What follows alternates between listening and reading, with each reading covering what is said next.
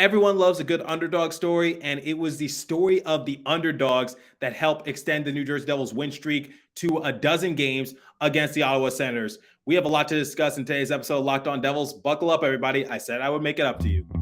You're Locked On Devils, your daily podcast on the New Jersey Devils. Part of the Locked On Podcast Network, your team every day. Hi, this is Bryce Salvador, and you're Locked On Devils with Trey Matthews. Scores! Oh, Stevens stepped up, nailed him. Brodor's got the puck. What a shot. The Devils win the Stanley Cup. Alrighty now, what is up, New Jersey? Welcome back to the Locked On Devils podcast here on the Locked On Network. I'm your host, college hockey play-by-play announcer, and also Devils writer for Pucks and Pitchforks, Trey Matthews. So the New Jersey Devils have won a dozen straight games. They defeated the Ottawa Senators by a score of 5-1 in true dominant fashion. So in the previous episode, I said that this was a game that I expected the New Jersey Devils to come out on the winning end because I felt as though the New Jersey Devils would tighten up their overall game. Because the first time that we played the Ottawa Senators, the Devils had more grade A chances, but the few opportunities that were given to the Senators that I'm sure the New Jersey Devils would have liked to have back was what really kept Ottawa in the game. And I felt as though the New Jersey Devils are not the same team as last year. They're not going to make the same mistakes twice. So this game, in my eyes, was just a game of the underdog. So what do I mean by that? Well, first and foremost, congratulations to Erik Haula. He got his first goal this season. You know he's been yearning for that. Nathan Bastian and the BMW line were once again able to contribute. This time, Bastian was on the scoring end. Jesper Boquist was able to get a goal. Yegor Sharangovich, and I want to pat myself on the back a little bit because in the previous episode, I said my player to look out for would be Yegor Sharangovich because I felt as though him scoring the OT game-winning goal against the Toronto Maple Leafs, I felt as though that was going to be a confidence booster for him. I felt like that was going to shift momentum on his end, and I was right because he was able to not only get a goal, but he also got an assist. So Yegor Sharangovich had a huge impact this game. Although his goal wasn't, make or break for the New Jersey Devils, he still got a goal nonetheless. And then Michael McLeod was able to get the empty netter goal in period number 3. So overall, just some of these guys stepping up their overall game. So we talked about how Erik Haula, he's been very effective on the New Jersey Devils roster in my eyes. And the one thing that was just missing was that goal because he's been yearning for it and he's had a lot of good looks. He's had a lot of good chances. I think we could count on two hands the amount of times where Erik Haula, it seemed like he was in prime position to find the back of the net. Unfortunately, he just got robbed. He got snake bitten. And this time he was able to bite the snake right back. And then for Nathan Bastian and the BMW line, I'm actually going to talk about Nathan Bastian momentarily because Amanda Stein actually put out an interesting tweet because remember last year, Nathan Bastian began the season on the Seattle Kraken roster because we exposed Nathan Bastian in the expansion draft. And ultimately, as I predicted, the Seattle Kraken selected Nathan Bastian. Now, I've actually always been fond of Nathan Bastian, so I kind of want to just revisit that. I want to discuss that a little bit more because I know this show has grown so much since the Seattle Kraken expansion draft, like over a year and a half ago. So I want to talk about what my thought process was for Nathan Bastian because his first year in the league, he actually was somewhat impactful for New Jersey Devils, and it's one of the reasons why I felt as though it justified in the New Jersey Devils to actually protect him and not expose him in the draft. And instead, I felt as though the New Jersey Devils should have taken it a different direction. But once again, I'll talk about that a little later in the episode. So BMW line, once again, being a very impactful line. Wood getting the assist, McLeod getting the assist, and then Jesper Boquist. A lot of people have been writing off Jesper Boquist, and rightfully so. I have been too. But I got to just remind you guys that the last time everyone doubted Jesper Boquist and his overall efforts, he was able to go on a huge FU tour towards the end of last year and have a very productive year. So 12 game appearances, he has 2 goals, 1 assist for a grand total of 3 points. And I get that we're expecting just a little bit better because in 56 game appearances, he had 10 goals, 13 assists for a grand total of 23 points. So he has certainly taken a few steps backwards, but similar to what I said about Sharangovich, I think this goal, because even though it's his second goal of the year, I think this is going to be somewhat of a momentum shift for Jesper Boquist. Maybe this could also be a confidence booster for him because, as you guys recall, a couple games ago when Christy Flannery put out that list of players who hadn't registered a point the last 5 or so games, Brendan Smith, he's been there a little bit. He was able to get a point in the last game against the Toronto Maple Leafs, and we're going to talk about his overall impact in this game because even though it didn't actually come into fruition, he was headhunting Watson because Watson did have a little bit of a dirty hit on Nico Hischier. So we'll talk about that in the second segment. And yes, just he's been there the last couple of games, even though it's not in the way that we anticipate for it to be, but he's improving a little bit. So I'll give credit where credit is due in that regards. And then for Dawson Mercer, we talked about in the game against the Montreal Canadiens, in which he was able to get a couple points to his name. So that way he can sort of just shift that energy a little bit. And then for Yegor Sharangovich, that game against the Toronto Maple Leafs, like I just mentioned, was hopefully that's what helps Sharangovich get going a little bit. But I think Sharangovich has a hot hand going forward for New Jersey Devils, and I think he is definitely going to be another X factor for the game on Monday against the Edmonton Oilers. So let's talk about Austin Watson's hit on Nico Hischier because, like I said, there's a lot that we could talk about in the game, but the main storyline was that dirty hit. That's what blew up on Devils Twitter. I even expressed my frustrations because here's the circumstances. Like I had a couple Senators fans respond to me saying, oh, Scott Stevens did the same thing, or cross checks happen. It's hockey. Well, here's the thing. This was on the open ice, and Nico Hischier was blindsided, and not to mention he wasn't even involved in the play. So there's no reason to cross-check Nico Hischier in that sort of way.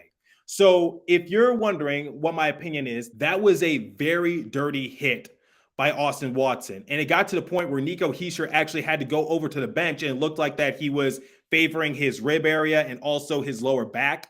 So we were all concerned because Nico Hischier has had injury problems in the past, and it's what sidelined him overall, just blossoming into the superstar player that he could potentially be. And right now, Nico Hischier has been very impactful for New Jersey Devils because, like I said, Jesper Bratt might have the numbers, Jack Hughes might be the franchise piece, but my MVP for this season is Nico Hischier because we don't go on this 12-game win streak without him. And if he doesn't play, then it's really going to hinder the New Jersey Devils because I guess the small example that you can use, because I guess the first game of the year, everyone's a little rusty, but still, our first game against the Philadelphia Flyers, Nico Hischier didn't suit up in that game, and the Devils lost badly. So we need Nico Hischier to be creating opportunities for his teammates. We need Nico Hischier to just be there on the offensive end and also the defensive side of things, because I said, if Nico Hischier continues to play like he's playing, then quite honestly, guys, it wouldn't be out of the ordinary for Nico Hischier to possibly put his name into the Selke Award. Now,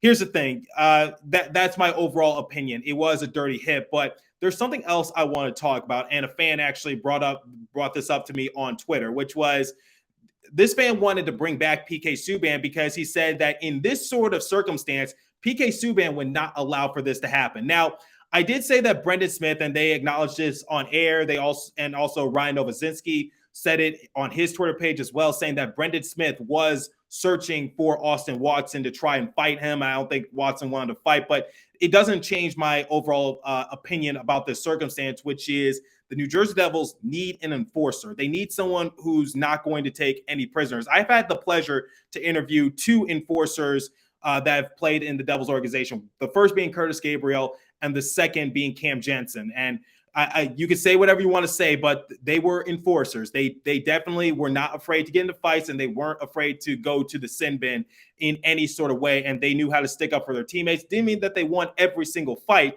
but it was just sort of that way, saying like, you know what, we're not going to take this kind of crap from you. So I feel as though the New Jersey Devils are certainly missing that. And that fan who brought it up on Twitter is right in a sort of sense, because I did say I want to bring back PK Subban on a one-year deal, just because I felt as though having him on our bottom four, having him in the locker room could definitely pay some dividends for New Jersey Devils. And obviously that didn't happen, and PK Subban ended up retiring. But ultimately, it's just like, he is right. Like, who is that enforcer? Who is that person who's not afraid to take any prisoners? Who's that person who's not afraid to go to the penalty box? Or who's that person who's going to tell the other team, saying, you don't do that to my team, and me and you, there's going to be a problem? So you can argue and say that maybe Miles Wood is that, but I like to think of Miles Wood as more of a pest. That's the adjective I use to describe Miles Wood, because Miles Wood is not really an enforcer, but he is certainly someone who can assert himself, and he's someone who can just get under the skin of his opponents. But I don't think of Miles Wood as an enforcer for the New Jersey Devils. And quite honestly, that fan does bring up a good point. That is sort of missing from the New Jersey Devils roster. Now, I get that's not a big priority, because what's the point of just signing someone if they're just going to be going to the penalty box? And the New Jersey Devils are playing really well. So if it ain't broke, don't fix it. But if I did have to point out maybe something that is missing from this Devils team, is maybe just someone who is an enforcer, someone who can have that iron fist, someone who says, you do that to my teammate, and guess what? It's going to be me and you next time about. Because the one thing I said was that I wanted to see Fabian Zetterlund be somewhat of an enforcer, because he's a big guy out there on the rink. And I know we joke about how much he can bench press, but that's actually, but he is a very, very, very, very strong guy. And that's what I wanted from Fabian Zetterlund. Or, I said Miles Wood could certainly be maybe somewhat an enforcer, but I think of him more as a pest. But let me know what you guys think. Who do you think is the enforcer on this team? And like I was discussing with this fan, I was willing to bring back PK Subban back maybe for a cheaper deal, but ultimately it didn't come into fruition in that sort of way. But I never thought about, PK Subban, he certainly wouldn't take that kind of crap if you did that to his teammates, because PK Subban is a guy who is not afraid to stick up for his teammates in that sort of way. So I'm not saying the New Jersey Devils are soft. I'm not saying that at all, but it would be nice to maybe just have someone who has that iron fist, and just that someone who, they're not going to be all that productive on the rink, but that if you mess with him or if you mess with his teammate, it's going to be a bloodbath. So let me know what you guys think of that sort of circumstance about the New Jersey Devils and maybe needing an enforcer. I get the NHL has changed a little bit, so it seems like you can't even touch anyone without going to the penalty box, but maybe just find that person, just that person who's just a little bit of an enforcer. Because like I said, the enforcers in the old days are not the enforcers of today's NHL, because the game continues to change, rules continue to change. So now a lot of you might think this is somewhat controversial or damned I say it kind of thing, but look at someone like Mason Gearston, because last year, regardless of what you think of him, he was able to assert himself second game of the year against the Seattle Kraken. Remember Jeremy Lawson's hit on Jack Hughes that sidelined Jack Hughes for a few months? The same thing could have happened to Nico Hischier. But who was the one who was headhunting Lawson and just saying, you're not going to do that to one of the more important components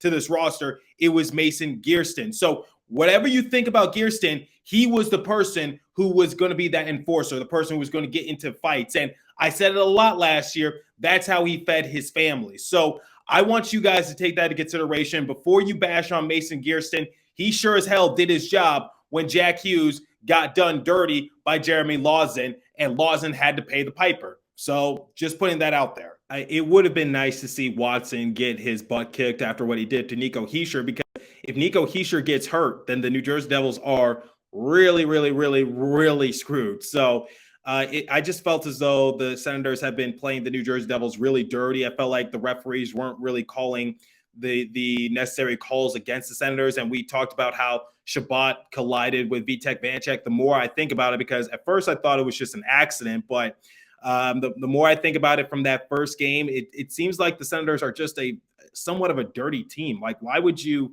feel the need to just go after our players? And I don't know. The referees or the league, they just don't want to see the New Jersey Devils succeed, or whatever the case might be. But I can't be the only one who noticed during the course of this game that the New Jersey Devils weren't getting the necessary calls that they deserved. And then Watson did have a hit on Jonas Siegenthaler. And even though some people might consider that a clean hit, he's lost the benefit of the doubt in my eyes. But we're about to shift gears, but before we do, I want to get you guys hip to betonline.net. So betonline.net is your number one source for all your sports betting info, stats, news, and analysis. Get all the latest odds and trends for every professional and amateur league out there. From football to basketball to soccer and esports, we've got it for you at betonline.net. And if you love sports podcasts, you can find all those at BetOnline as well. We're always the fastest and easiest way to get all your betting fix. Head to the website today or use your mobile device to learn more about the trends in action. BetOnline, where the game starts. Please remember to gamble responsibly and visit our friends at Locked On Bets for all your betting needs there as well. So let's show some love towards Nathan Bastian, because Amanda Stein, like I said, recently brought up saying like Nathan Bastian, it's hard to believe that he began the season last year on the Seattle Kraken. And quite honestly, guys, I was a little disappointed when the New Jersey Devils exposed him in the draft in the first place. So I figured since Nathan Bastian is quietly having a very good year and very impactful for New Jersey Devils, why not just talk about how I've always felt about him? So in 17 game appearances, he has 3 goals, 5 assists for a grand total of 8 points and a plus minus of +4. So we know that his impact is there on the fourth line, the BMW line. It doesn't run or function without the contributions of Nathan Bastian. But let's rewind the clock a little bit. So this is like July of 2021. The expansion draft was fast approaching for the Seattle Kraken. And basically, a lot of New Jersey Devils news analysis or personalities or podcast hosts like myself were just talking about like, hey, who should the New Jersey Devils expose? Who should they protect? And I remember doing a crossover with Erica Ayala. She's the host of Locked On Kraken. And this was like her first week at Locked On. And I said, like, hey, like, who would you hypothetically pick up if the New Jersey Devils expose these notable players? So here was my list of players that I felt as though the New Jersey Devils were going to expose. So this wasn't the complete list, but these were some notable players. So the first being Scott Wedgwood. So the New Jersey Devils signed Scott Wedgwood a few weeks before the expansion draft so they could expose a goalie not named Mackenzie Blackwood. And then Michael McLeod, I'll explain why I would expose Michael McLeod over Nathan Bastian in that sort of circumstance. Will Butcher, Andreas Johnson. Now, here's the thing, guys. The reason why I didn't say like PK Subban or things of that nature is because the circumstance for PK Subban and his contract was that if PK Subban was exposed in the expansion draft and hypothetically picked up by a Seattle Kraken, the New Jersey Devils would have been, I forget the exact number, but they would have been very close to the cap floor, not the cap ceiling, the cap floor. So they had to have made a trade, which they did, in order to expose PK Subban in the expansion draft without much repercussion if he was hypothetically picked up by Seattle. So they made the trade for Ryan Graves, so that way they could protect Ryan Graves and they can expose PK Subban. And if he was picked up, there would be no repercussions. So that's why I said the New Jersey Devils might have been forced in that certain circumstance to hold on to PK Subban, because I did this crossover with Locked On Kraken before the Ryan Graves trade took place.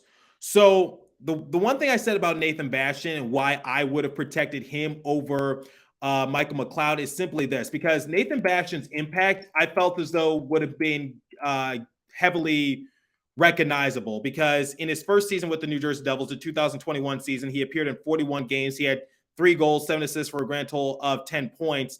And he was actually generating a decent amount of hits that was actually tops in the league amongst rookies. I believe he was second in that category. So I was just like, look, when I see Nathan Bastian, I see a scrappy player. I see an impactful player. I see someone who can have somewhat of a decent role for the New Jersey Devils. And no disrespect to Michael McLeod, but I just saw more potential in Nathan Bastian. And I felt as though the New Jersey Devils should have held on to him in the first place, because the Seattle Kraken are going to see that he is second amongst rookies that year in hits. So they might also see the same thing. Whereas for Michael McLeod, here was my reasoning. Michael McLeod was very good in the faceoff department, but I think he was leading the New Jersey Devils in that sort of respect. I felt as though the Seattle Kraken might have overlooked Michael McLeod in that sort of way. So I thought they would maybe lean towards Andreas Johnson or maybe Will Butcher, because I think Erica Ayala, when we did our crossover, I think she ended up selecting Will Butcher when I said, here are some notable players that might be exposed in the draft. So in that sort of way, I was like, as soon as the New Jersey Devils expose Nathan Bastian, I guarantee you he's going to be selected. He's going to be picked up. And lo and behold, he was picked up, but then it didn't work out in Seattle. They ended up cutting him and they waived him. And he came back to the New Jersey Devils, and he had somewhat of a redemptive year, because 60 game appearances for the Devils, 11 goals, 5 assists for a grand total of 16 points. And honestly, he's well on the pace to break that career high. So Nathan Bastian has been very impactful for the New Jersey Devils. And I think getting Miles Wood back as well has also paid dividends. So the BMW line of Bastian, McLeod, and Wood has been one of the main X factors for the New Jersey Devils to be so successful this season. So once again, I've always been high on the Nathan Bastian train because I said that I did not want the New Jersey Devils to expose him in the draft because I knew that he was going to be selected and I saw some potential in him. I'm not saying that I anticipate for him to be this good. I just said that I just saw something that could be scrappy, something that can certainly benefit the New Jersey Devils. So once again, if you're wondering why I'm bringing this up specifically, it's just because Amanda Stein tweeted that out, and I was just like, you know what? I can talk about this because Nathan Bastian, I think he deserves more love and more recognition for what he's been doing on the bottom six for New Jersey Devils. And if the Seattle Kraken didn't appreciate him, then guess what? As I always said, one man's trash is another man's treasure. So Nathan Bastian, it's great to have you back. And I'm glad that the Devils picked him up from waivers as soon as the Seattle Kraken said it wasn't going to work. So like we do with every episode, I'm going to give you guys the final stats, and then I'll give you guys my final opinion about the game. Now, here's the thing, guys. So the Devils have already won the season series against the Ottawa Senators. I believe we play the Senators one more time, so we've taken 2 of the 3 matchups. So my question is like, remember when I did a crossover with the Locked On Senators guys, and we were basically talking about our quote-unquote Twitter beef? I actually do, in the next episode, want to go over some of those tweets that were tweeted at me and just say like, because I did troll a little bit, I will admit, and I did respond to some of those people on Twitter months later just saying like, oh, you were wrong, or hey, I was right. I'm even chirping at the Locked On Senators guys saying, hey, admit that I was right, because here's what I told them. I said the Devils were going to finish with a better record. The Devils were going to win the season series, and you can mark my words. And you had some people tweeting saying like, at this Twitter account saying, hey, remind me of this in so-and-so months. And I was just like, hey, I was right. Or I'm glad you kept the receipts, wherever the case might be. So it was actually very funny. So I actually did put out a poll on Twitter, and it was astonishingly more people do want to see that. So I'm going to actually ask you guys, so to a much wider audience, like, is that something you want me to do in the next episode? Because just a disclaimer, it's not going to be like me bashing on the Locked On Senators guys. I have the utmost respect towards Ross and Brandon, the host of Locked On Senators. I love those guys. Literally did a crossover with them, and we were just laughing about the situation. But I kind of do want to like go over some of the tweets because I just think it's funny. And like I said, I'm trying to spice up the show a little bit. And one of the suggestions that I thought about doing was like maybe doing at the end of every segment. So every third segment, I just find a couple tweets and I just give you guys my overall reaction to them. I give you guys my analysis, or it could be funny things like that. It could be from Devils reporters, and I give you guys my opinion. So it's just a suggestion out there. So let me know what you guys think. Is that something you want to see me do in the next episode? Think of it as sort of like a pilot segment, something that I might do in the future, which is just like look at funny, serious, whatever the case might be, or just random tweets and just react to them and just say, okay, so here's how this affects the New Jersey Devils, or hey, I was right in this case and this fan gave me crap for it, or whatever the case might be. So it's all meant in good fun and good nature, but let's look at the final stats and then I'll give you guys my final letter grade. So shots on goal differential, 36-26 in favor of the Devils. Faceoff percentage, 41% to 59% in favor of the Senators. Power play, Devils were 1 for 4. Senators were 0 for 2. Worth mentioning that the New Jersey Devils did get the shorthanded goal thanks to Yegor Sharangovich being in the right possible spot off the shot attempt from Nico Hischier. Hischier was credited with an assist in that sort of way. Hits 37-23 in favor of the Senators. Blocks 12-11 in favor of the Senators. Giveaway, Senators led that department 21-11. So way to go for the New Jersey Devils to just basically flip it a little bit and force the Senators to cough up the puck a little bit more. So it was the story of the underdogs in this game for the New Jersey Devils. They extended their win streak to 12, and they were just dominant from start to finish. So if I had to give a letter grade for the New Jersey Devils, this might be lazy, but they were able to do well on special teams. Akira Schmid, once again, I want to give credit to our underdogs in this game. He played really well. He got a win in this game, and he held down the fort really nicely. Now resting up Vitek Vanecek for the next game against the Edmonton Oilers. So I'm going to give the New Jersey Devils, I think, an A. I think they deserve an A because they dominated from start to finish. The Senators never really threatened. They were able to score when they were down 3-0, but I was never worried about that. Devils put their foot on the gas pedal. They got contribution up and down their lineup, and Like I said, it was just the story of the underdogs in this game for New Jersey Devils, whether it was Eric Haula scoring his first goal as a Devil or Nathan Bastian continuing to contribute nicely on the BMW line alongside with Miles Wood or Michael McLeod. Yegor Sharangovich seems to have flipped the switch. Jesper Boquist, just mentioned Akira Schmid. So story of the underdogs, and you love to see it in games like this. So Devils will look to extend their win streak to 13 games against the Edmonton Oilers on Monday. As for today's episode, that's all the time I have for you. So continue to stay safe. Have a wonderful day, New Jersey. Go Devils. I'll catch you guys in the next episode. Thanks for listening once again.